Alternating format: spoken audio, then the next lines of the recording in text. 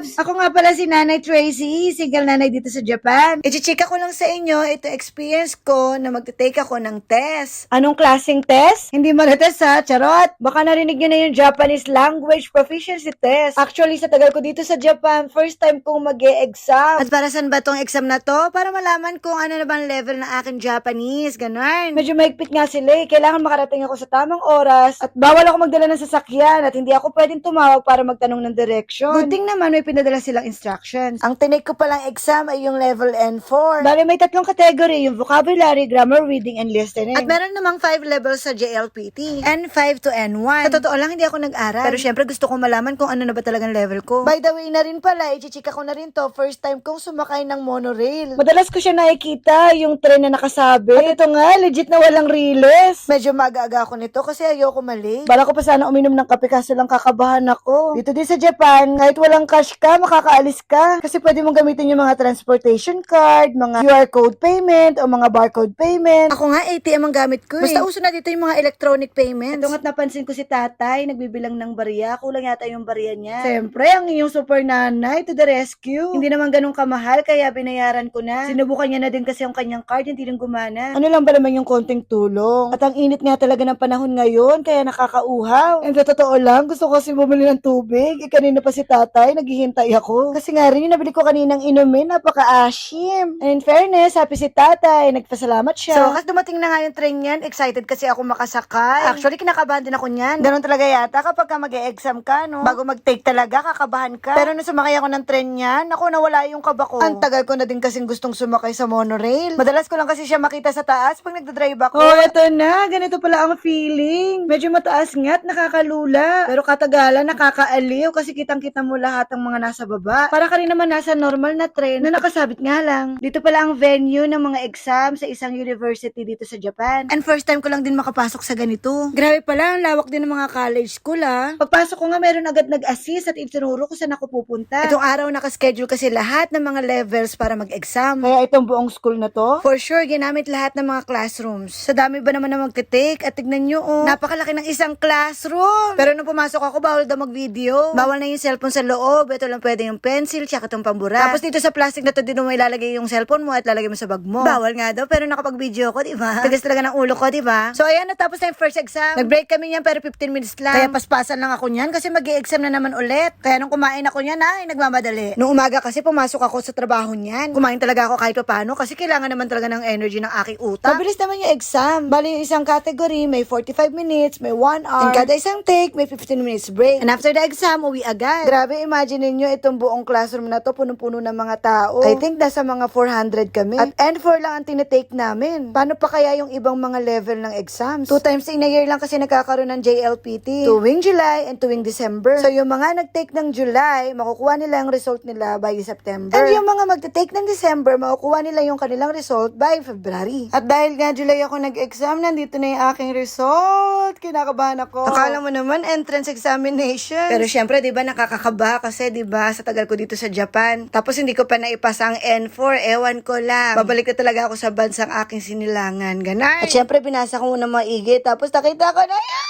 Pasado ako! At kung hindi pa, mapapabalik talaga ako ng Pilipinas nito. Charot! At syempre, ipapasilip ko din naman sa inyo. O, di ba? Ang ganda ng ngiti ko. Ayan nga talaga yung bumungad sa akin eh. And tada!